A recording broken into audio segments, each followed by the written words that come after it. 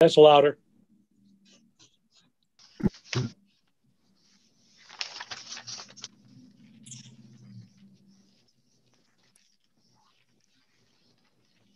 Well, in the meantime, you see a picture up there. That's Joshua Kelly. Joshua is going to be my replacement come about April the 19th officially. But Joshua and I are speaking in the interim. But Joshua will join us officially. He'll take over on the 19th, and he and I will do a phase-out plan, and we'll see how it goes. That must be Jamie coming in. So this is Joshua. Josh, you can see the names in front of you there. And I can. Hi, everybody. It's very nice to meet you all. I'm sorry, obviously, that we can't be in for this first introduction, but I'm very much looking forward to becoming part of the team, and I'm looking forward to starting to have some of these business-related conversations so I can get up to speed. Jamie, is that you out there? Yep, that's me. I'm here. Okay.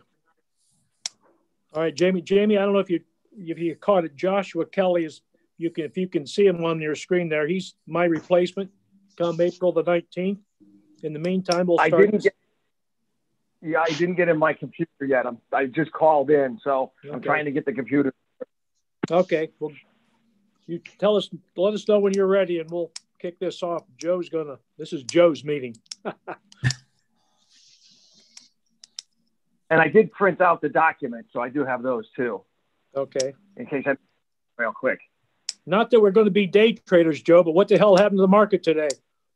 Yeah, well, you can't, yesterday was an all-time high. So what are the odds? I think we're going to have a lot more of this. I think we're going to have a year where it's going to be, I think I said this a few years ago. It was similar where I think we're going to have, tale of two cities. I think the second half of the year is going to look a little bit different than the first half. First half, I think, is going to get a lot of some choppy water, both to the upside and the downside, and that's what we were anticipating. So, and it's here for sure. You with us yet, Jamie? I'm still. My computer's just not doing. I'll do it by phone for now, and I'm going to keep trying. Okay. But thanks. Okay. Let me know when you want me to jump in. And all right, Bruce, it's going to be a learning exercise for Jamie anyway, so I don't know there's a good time to start. So I think the first thing to do is just get the call to order, make sure we've got everyone on the call that we expect. So I see that, I'm just a staff member for this board. I'm not a voting member or an ex officio member, but we do have 3 official board members that are voting, Norm Kelly and Colleen Garrity and Jamie Williams, who are newly appointed as employee members of the board. We have 1 vacancy still from the public, but now that we have 3 board members, we can actually conduct some business. So let me just make note that we have Norm and Colleen and Jamie as members. And Bob, you're as the town manager, you're a member of the board, but you're non-voting.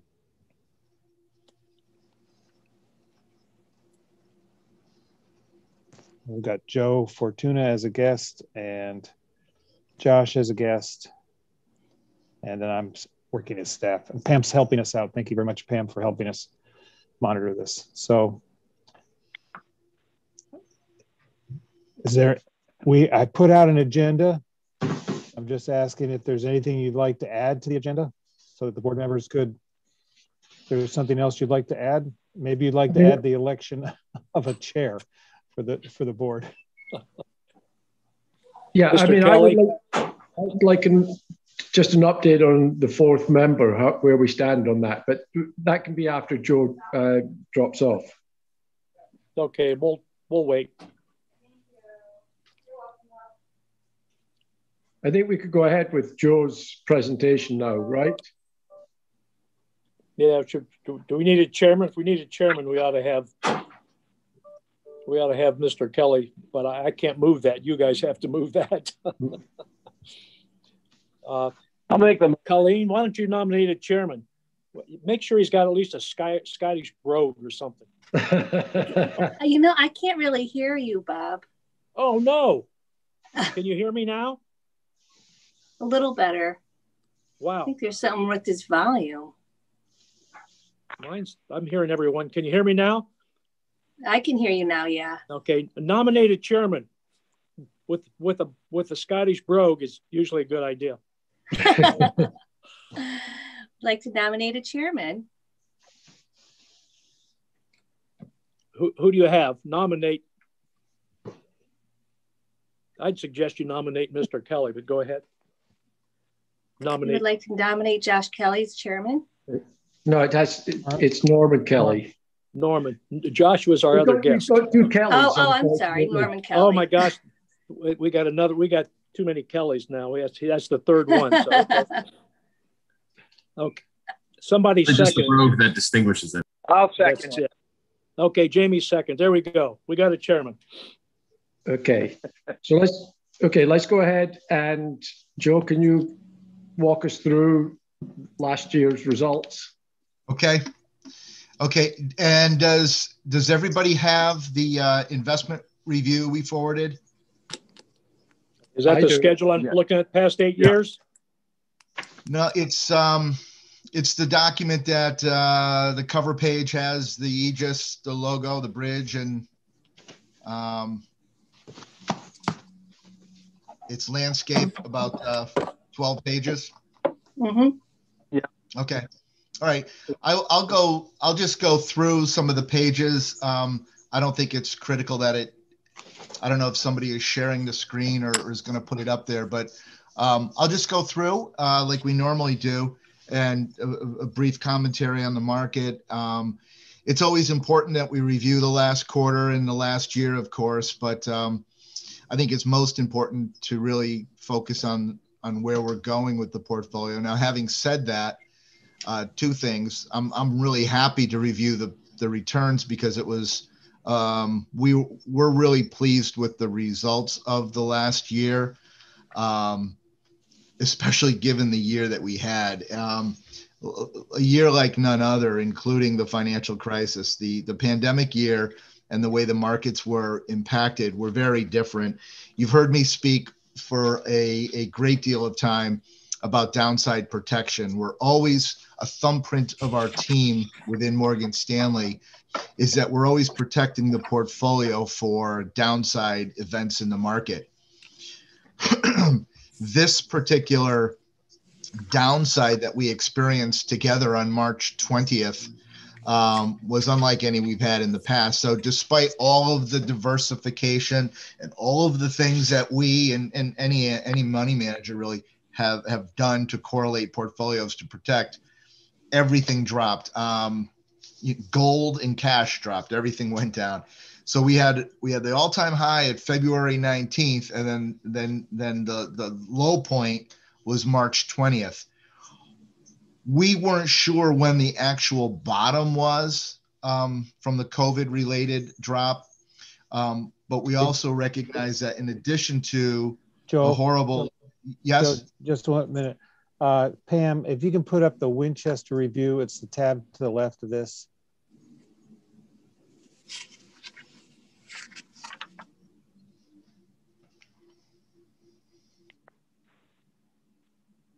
There you go. Right. Okay. Thank you. That's what Joe's speaking to. Okay. Yeah. Thank you. And Pam, I'll just reference pages. We're not going to go through every single sheet, but I'll just reference pages if I'm referring to anything. But this is good right here on page 4. So what we all experienced early in the year when the market came down is, our goal as investment managers is to try to identify, when the bottom is. And there's no way of doing that until it's already happened and you're looking backwards. But towards the end of March, we felt that the markets had gone down probably as far as they were in terms of a correlated drop. We began modifying the portfolio. In other words, if you look at the holdings at the end of Is there a question? If we were to look at the holdings at the end of the year versus that first quarter, it was a drastically different portfolio that was put into place. The reason for that is coming into the year, the markets were, if you recall, we were hitting all-time highs coming into 2020. We began to put in some buffers, if you will, some hedges, if you will, to protect some volatility. We knew we were heading into an election year. It's incredible how China was the dominant discussion when talking about investment returns and marketplace. As the pandemic ensued, the credit crisis with the OPEC and the Russian, if you recall, almost that is forgotten now too. But at the end of the first quarter, that was a major issue that really threw the credit markets off. And then the whole issues with China. We've come through with that still in the backdrop. And as I've said to this committee before, it's amazing how the Brexit issue is sort of in the background too. Yet that is still for Europe and Britain, that is still in the UK. That's still a major issue when it comes to a lot of our companies and the way they're going to be able to, cut costs down the road, but increase some of the costs as a result of Brexit. So the portfolio maintained the strategic allocation that we saw on the prior page. We kept equity and fixed income in line with their strategic allocation. But what we did internally in those funds within equity and fixed income is we modified greatly the discipline and the philosophy of the investment managers. Extremely conservative, but we released the hedges because we felt the bottom was here or close to it. And we wanted to be able to capitalize on what we felt was going to be a V-shaped return. And fortunately, we were right. Fortunately for everybody, that it was and has been a V-shaped recovery. If we move forward into page 3, you'll see how that looked in terms of your cash flow. We began the year at $9,084,838.62. And we completed the full 2020 with a change in value, a net change in value of about $925,000 for an ending market value of $9,623,934.25. I think what's interesting is if you look at the beginning of the fourth quarter, you'll see how even in the fourth quarter, the market value was still inching back up from its earlier highs. It was still at 8.9, but we were able to close the year at 9.6 million. A great deal of the investment returns in the markets did come in our fourth quarter of 2020. Excuse me. If we want to jump forward to page 6, we can look at what those returns are, and then we can talk as granularly as you'd like about the actual funds in the portfolio. But for the year, if you look at this page, you'll see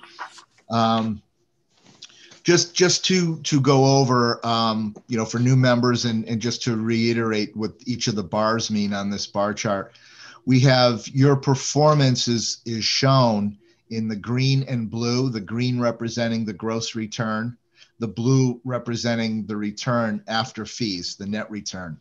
The red bar is the basic benchmark, which is reflected on the page 2, which shows the 60% of the MCI all world for the equity. In other words, instead of using the S&P 500, which is just domestic equity, we use the MSCI, which is the entire universe, domestic and international, for equity. And 40% of the Barclays Intermediate Aggregate, which is a benchmark that includes all fixed income domestic credit securities for the benchmark. The yellow bar is the policy performance, which takes, if we are invested in your portfolio 7.5% small cap value, then 7.5% would be allocated toward the appropriate benchmark in that space, like the Russell 2000 value. And that's what that bar represents. And then the 60-40 at the end is just the use of breaking it down with just equity and fixed without the cash. The basic benchmark that I mentioned in red, that includes a small cash position. So that's just a refresh. I assume you're Yep. pretty happy with a 12.3. How's that compare with other things you're managing? Oh yeah, we're very happy. We are really happy with a 12.3% return for the year. All of our portfolios share the philosophy of the downside protection and share the efforts that we made of releasing those hedges when we felt that the market was at the bottom. So they all benefit there. One of the things that has helped this portfolio versus, some of our clients have not had the fortune of not being able to take money. So back in March, at the end of the first quarter, when there was a lot of fear, some of our, just as a reminder, we only work with government entities and nonprofit organizations, if you recall. So some of our organizations knew that they had, after school programs, or they had dormitories that they had to keep heated. They had scholarships that they had to fund. Some of them were forced to pull out some cash. And unfortunately, they had to do it at a low. That has a great impact on the returns. So your portfolio specifically benefited by what I mentioned earlier, staying allocated and disciplined to your investment policy statement. We modified the holdings to be much more conservative, but we wanted to still take advantage of what we expected, I should say, was a V-shaped recovery to happen. And it did happen, and that's reflected here. So it was a very strong return, 12.3 for the year. And you can see against those noted benchmarks that I just went through. But that brings, longer performance too now. We have 5 years under our belt in this portfolio. So we're looking at, 5.64 on the 2 years and almost 8% for 3 years and almost 9% since inception for the portfolio. If you turn to the very next page, we'll be able to break that down a little bit more, which I think is the story. The equity, since the, you go right across the top, you see, again, you had for 2020 a 16.27 return for your equity. And look how much of that came in just the fourth quarter, 15.3.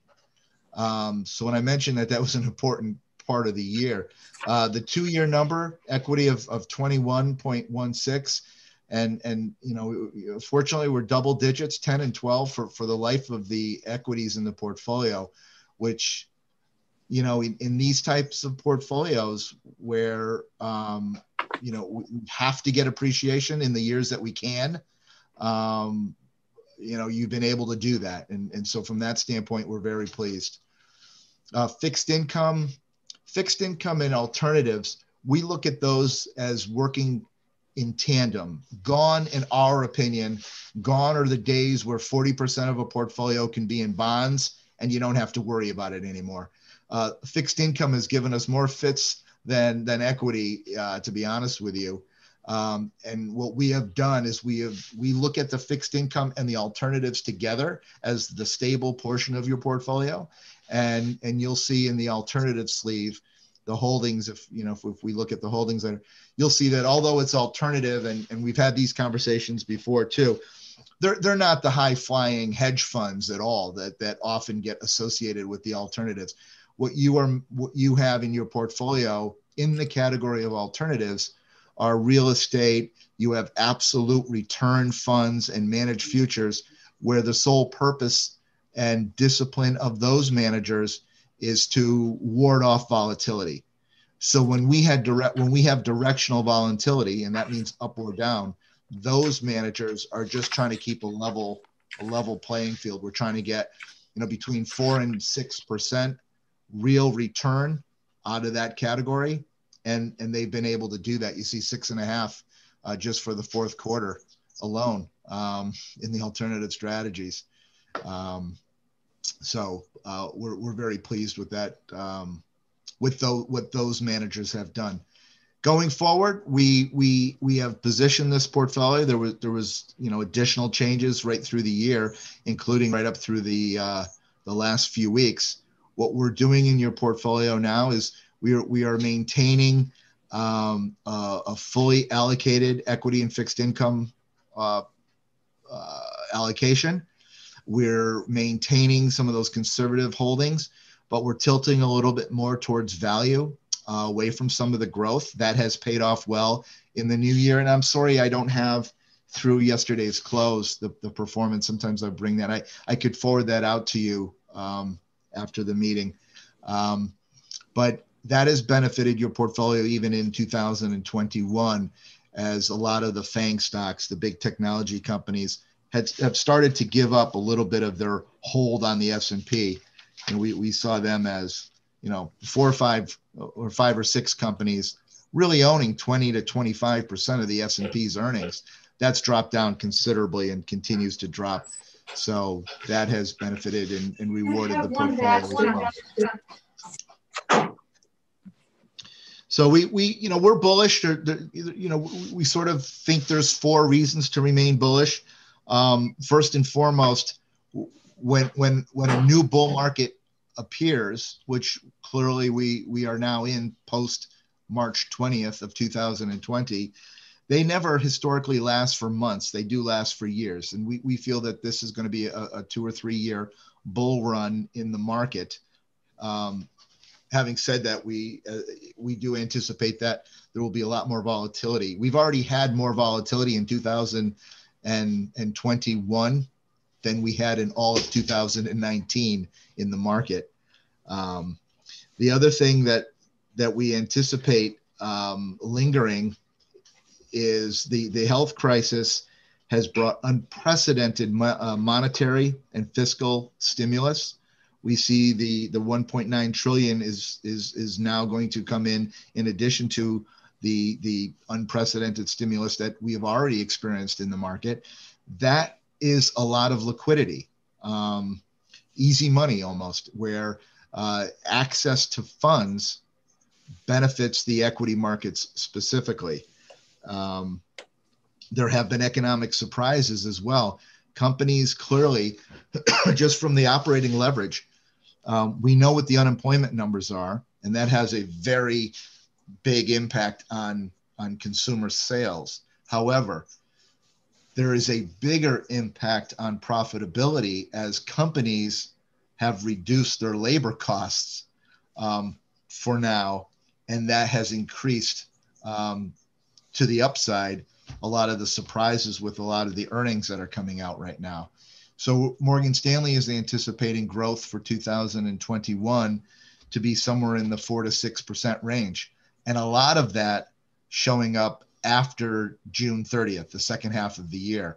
And the caveat we would say to that is based on what we anticipate with vaccinations continuing at the pace that they are currently being distributed, and therefore the reopening of a lot of the sectors of the market that have been shut down. Not just the obvious with the restaurants and et cetera, but tourism and things like that, and all of the corporations that go along with supplying and supporting and benefiting by consumerism and tourism. So a lot of that will come later in the year. And we will readjust that if there are any changes, such as some of these mutations that are being reported, like in New York today with the what do they call it, the variant. So that obviously will have an impact. But that's sort of our take and the portfolio's positioning going forward. I'd be happy to talk about any of the holdings or get more granular in any of the overview if you would like. I could just Norman, you've been with this the longest. I've never gotten real concerned about the granularity. Since we're trying to play a kind of a strategic conservative long run. But Norm, you're the lengthy expert, and Bruce, you guys have been with this as long as anyone. Yeah, I mean, I look at how Joe and his team perform against the benchmarks. And I think, Joe, you can probably hold your head up pretty high on that. Both short term and over the 5 years that you've been managing portfolio, you've done a great job. Thank you, Norm. Thank you. Yep. And I would be concerned if you weren't getting close to your benchmarks, but you've done a good job on that. So I'm happy. I have no concerns. My observations, I finished with the, I obviously can't reveal the statistics or the numbers, but with the foundation, Northwest Area Foundation has got a really good team running their organization. And New Haven has a lot of the money, and they are in the same range you are with really a good management team. So to see you keep up with them, I think is pretty impressive. Yeah, thank you. Yeah, that is a good team. I know Drew Alden and those guys very well. They do a fantastic job. Yeah. Yeah, they're going to stop in our next meeting. But Drew's, I've always liked Drew. They every once in a while they stumble because they play for a longer term. And somebody, some day trader will outperform them for a quarter and makes them look bad. But in the long run, they've got their act together. Yeah. So you're right with them. It's impressive. Yeah, thank you. So I have a question, Joe. The nature of the employee group that we're serving is such that we've got about 90 employees, but only 24 of them are actively working. So we have, 25% active and 75% are either retired and collecting, and there's a very small group that have vested benefits, but they're not retired yet. So just thinking about and of course, because the plan is closed, that ratio is only going to grow in favor of the retirees. Right. And have you seen, how well, we know we're not, robustly funded with respect to our pension liability, but as you see, maybe, or your experience on other kinds of plans that are like ours, are our investment objectives still appropriate for a plan where we have such a large percentage that are drawing benefits?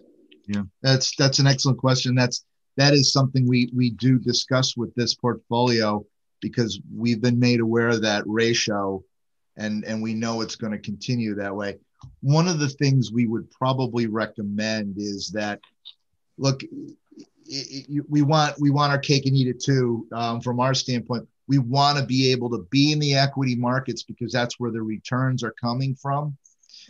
But at some point, what we may want to do is include, the markets may not continue to cooperate, as they have over the last, even though we've had our ups and downs, we've really come off a long period of a good equity bull market, right? Yep. So what we may want to do, and what we do in some plans that are in much worse condition than you are from a funding standpoint, is we may want to just immunize some of those liabilities by taking a percentage and even in a separate account. We can manage it all together, but we may want to just identify a percentage and maybe manage that money with an allocation that's more towards that absolute return. So we know that there's some certain, to the best of our ability, some certain return on an annual basis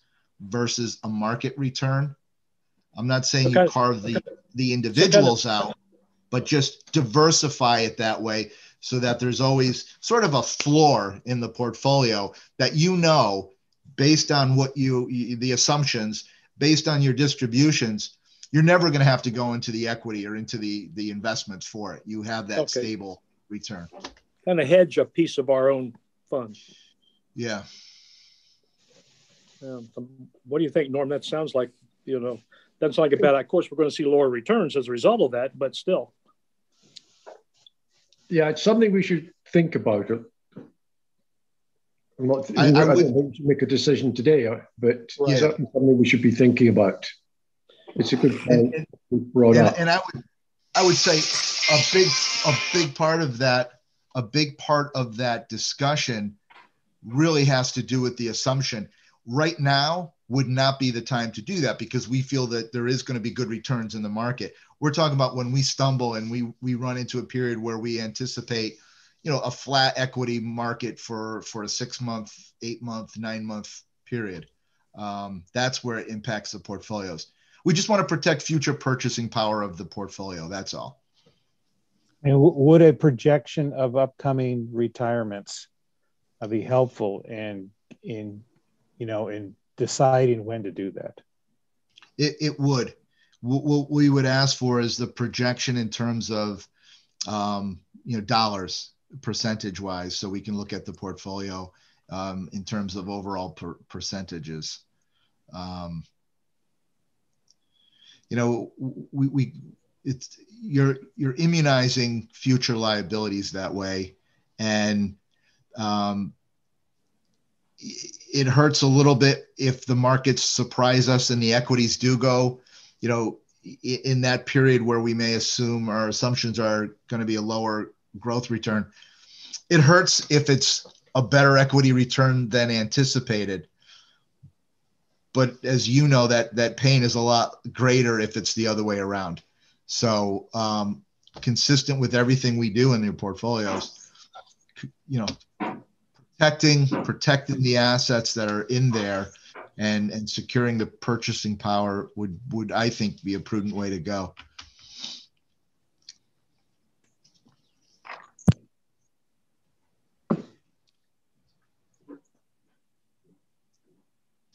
You're on mute, Bob. Bob, you're on mute. I was going to say that's something we need to talk about. I mean, the timing obviously is critical, but also, I think we can all kind of discuss what the plan B would be, and Joe can kind of lead us through that and the timing as well. I think we ought to talk about that. Yeah. Well, we are right now compiling data to give to the actuary for the January 1 valuation. And once we have that valuation, I think in our next meeting, having the actuary speak to, where the plan stands and the upcoming retirements, and maybe he can give us some guidance on when the right time might be for, this kind of segregation of a portion of the portfolio. Yeah. You're still with Hooker and Holcomb, right? Yes. Yeah, and that's what we normally do when we work with them is we'll take that information into account and be able together to make that recommendation anyway. But having said that, I don't want to leave you the impression that we would get jittery and move money. Nothing protects the future purchasing power better than the appreciation, and nothing gives you appreciation better than the equities.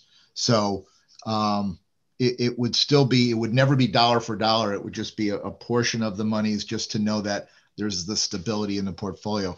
And if the markets were to reverse and change, we would probably, even though you're further down the line with that pension liability, we would probably still pull back and say, now let's go back into the equity markets more if we felt the return was there. Mm-hmm.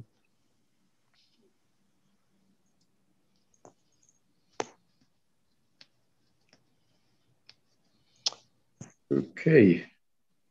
Does anybody else have questions for Joe? Nope.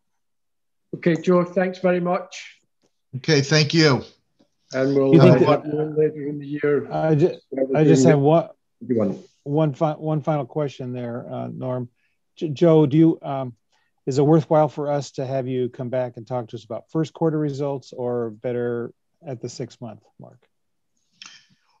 I'm happy to come back every quarter. So it really, based on your agenda and how busy you are, we'll always forward the information out to you. You get that every quarter. If there's something we feel that we urgently need to speak with you, we won't even wait for the meeting. We'll reach out to you for that. But I just want you to know I'm happy to do this every quarter. So, you can make that determination based on the agenda. Okay. Okay. Thanks, Joe. Thank you. Have a wonderful afternoon. Okay. Bye. Okay. So the next item, what happened to item 4, by the way? I'm not sure. Okay. Item 5, correspondence. Is there any? Well, I just wanted to group, let you know that, part of the correspondence is probably that's relevant to this committee is notifications of retirement by employees. And since the last meeting, we've had 4 employees notify of retirement. Some of them were earlier in the year. There were 2 in the first quarter of 2020. There were 2 employees from the Board of Ed side that retired, and then more recently, 2 employees from the town side retired. Dennis Millard and Lori Bissett, 2 longtime employees. And so they're retired and they're now collecting benefits. So now, did they retire at full retirement age? Dennis did, I think, but not Lori. Okay. But she had enough years of service in so that she was eligible for retirement benefits. Okay. So right now our active employee count is at 26 out of a total of, I think, 91. Yeah, that's a concern, as you brought up. And it's something we need to talk to the actuaries about.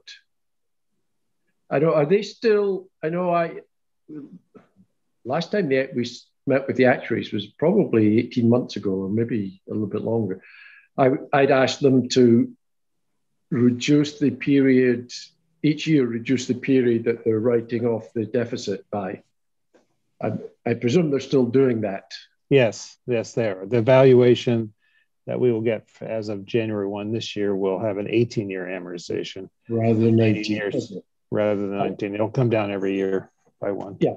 And as long as that's happening, and as long as the town is meeting the ADEC, then I think we can be reasonably happy. It's never a good thing when the fund is only 61% funded. But if we are reducing that period each year, and as long as the town is meeting, or in this case, they're actually exceeding the ADEC, then I think I can be fairly comfortable with that.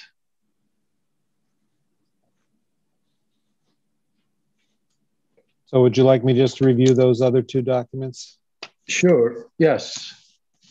So Pam, can you put up the second document, schedule of net pension liability last 8 fiscal years?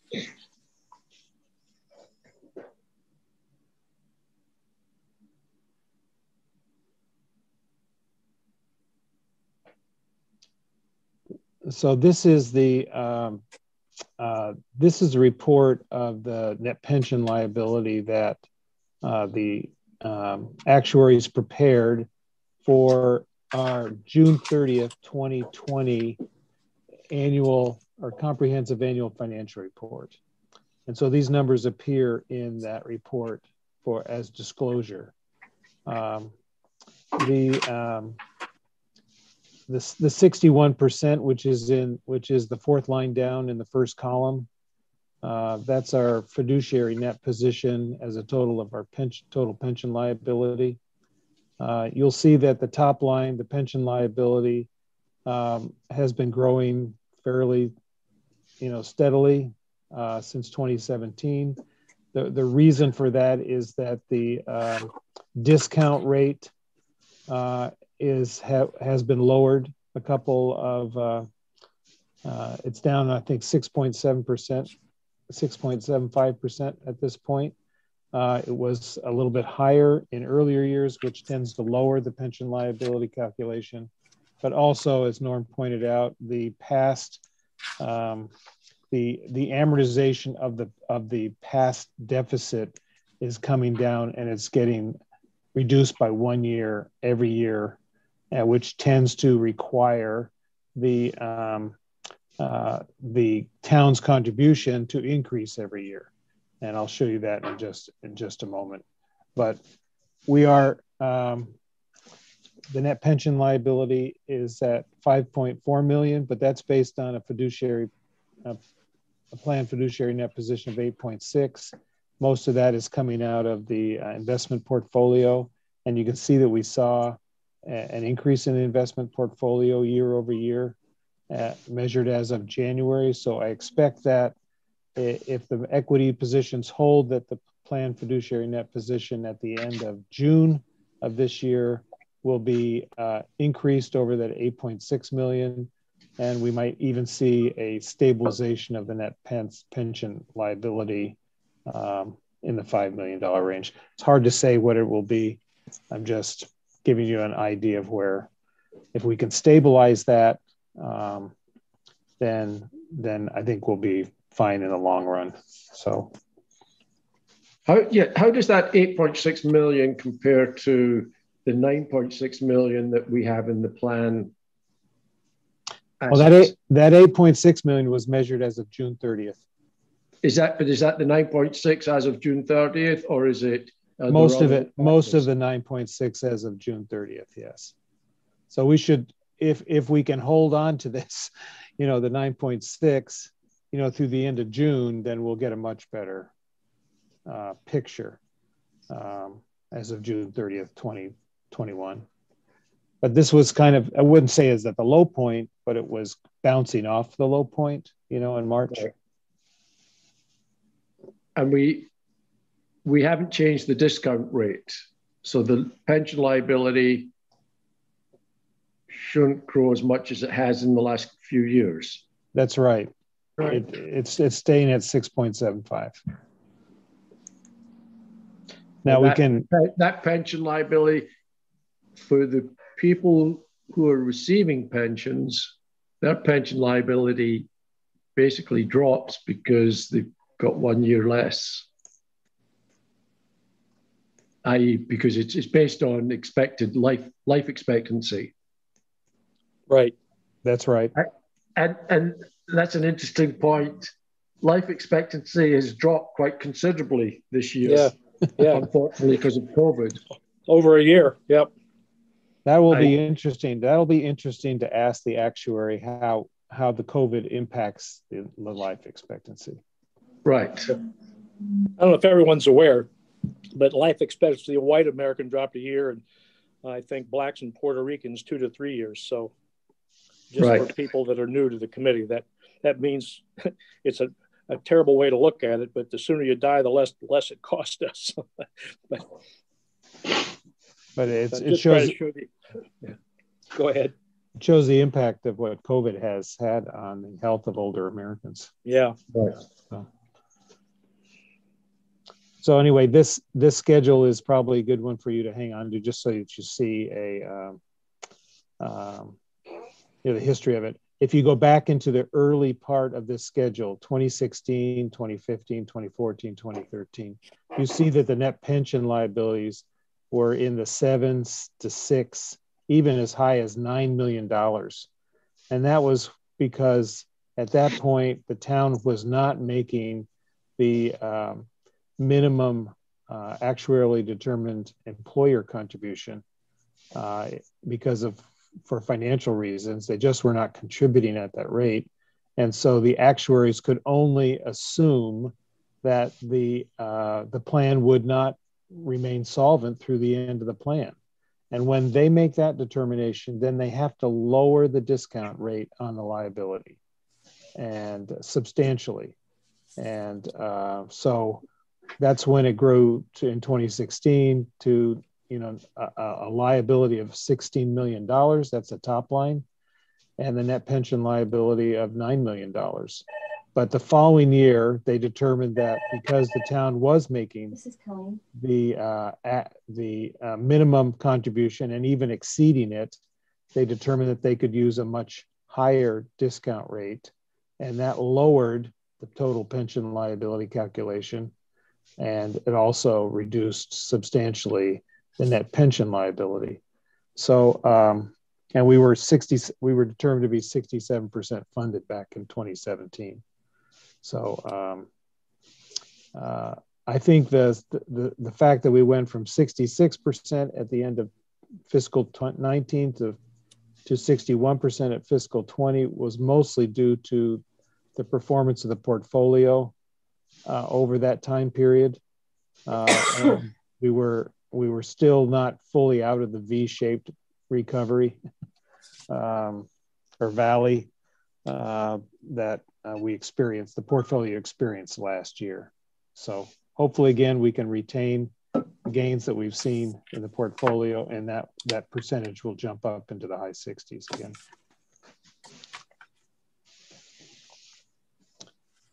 Okay, so any questions on this? Let's go to the next slide, if you can, Pam. It's the actuarial determined employer contribution slide.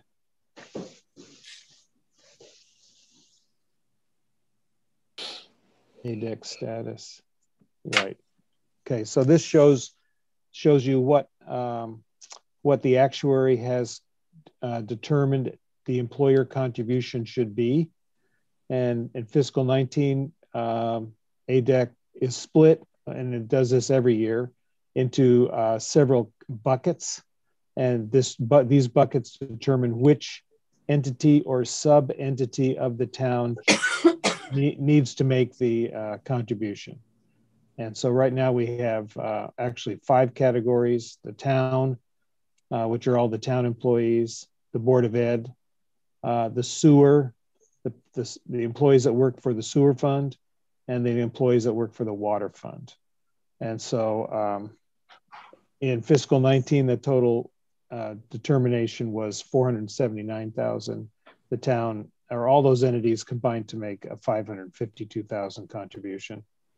In fiscal 20, the total was $604,000. All those entities paid $610,000. This year, the calculation is $651,000. Budgeted in the various entities are $671,000. And through yesterday, $298,000 had been contributed. The balance, I expect, all will be contributed by the end of the fiscal year. But just to give you a status, but you can see how the ADEC total is increasing.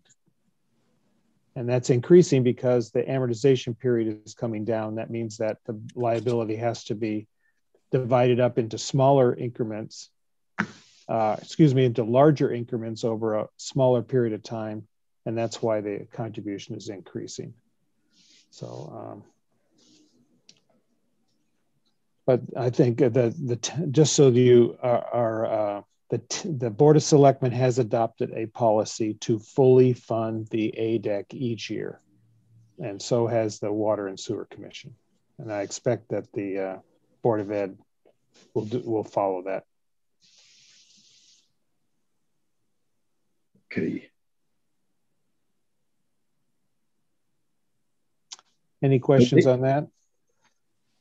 Just not so much a question as a comment. It looks like the ADEC, and that it doesn't cover all of our pensions, and that's primarily, as you said before, we've only got 25% active, or 25-30% active employees, and 70-75% retirees. and that's going to get worse as time goes by. Are you saying that the contributions doesn't cover the payouts each year? Yeah. The retirement benefits? That's right. Yes. It doesn't at this point, but it's approaching, it's getting closer to that every year. So it may have to essentially cover the payouts so that the portfolio can remain intact, you know, for the future retirees. Right. Okay. Any other questions on Bruce's items? And then now we're on to new business. The one thing I wanted to bring up was, where do we stand on getting a fourth member? I think I probably need to take kind of maybe the lead on that. I've been pushing for other commissions, which I've been slowly filling, but we need a resident. This cannot be a town employee. Right. So I've got to find a resident.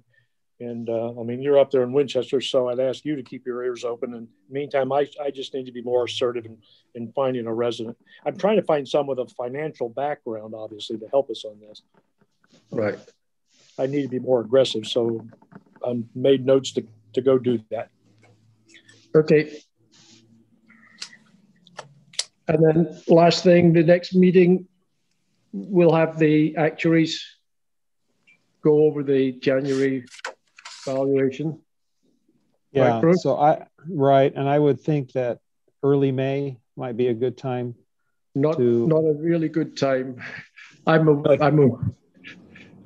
usually, as you probably might remember, I'm usually away February, March, but I just got vaccinated for the first time last week. Oh, so there he goes. Go back to Scotland and rub it in their nose. No, I'm going to be away in early May, but the second half of May works for me. Okay, well, we can do it. We could do it then. I think we should have the actuarial report by then, and we'll also be able to have Joe be able to give us the first quarter results. Right. Yeah. So we can do it second half, anytime after. I think I'm back on the 16th of May. So anytime in the second half of May works for me.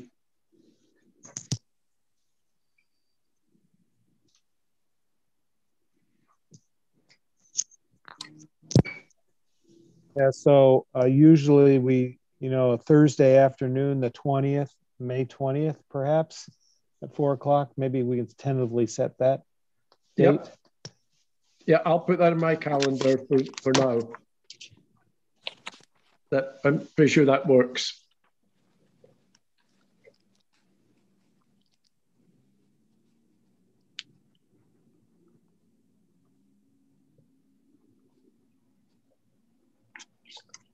Okay. Okay. Any other comments, questions? So for Colleen and Jamie, at some point in time, you'll have more questions and we can just kind of discuss what's going on here. Well, I think you kind of caught the gist of it. Basically, we got people retiring. We got to make sure we got enough money there to feed it. So we'll talk about what that means. And that'll be more obvious when the actuary makes their report. They'll go into a lot more detail on retirees, liabilities, etc. So that will be a meatier meeting when we have the actuaries report to us. Okay. Are we ready to adjourn? I'll make that. So. Okay, here we go. Good. Okay. I'll second that. And everybody in favor of adjournment? Yep. Those are voting. You have to raise your hand. Raise your hand. Yeah. Only you three are allowed to do that. We're not allowed to vote. There's three of us to vote. Okay. All right. Thank you. Okay. Thank you very much. Thank you. Thank you. Josh, we'll talk to you later. Thanks. Talk to you later. Thanks.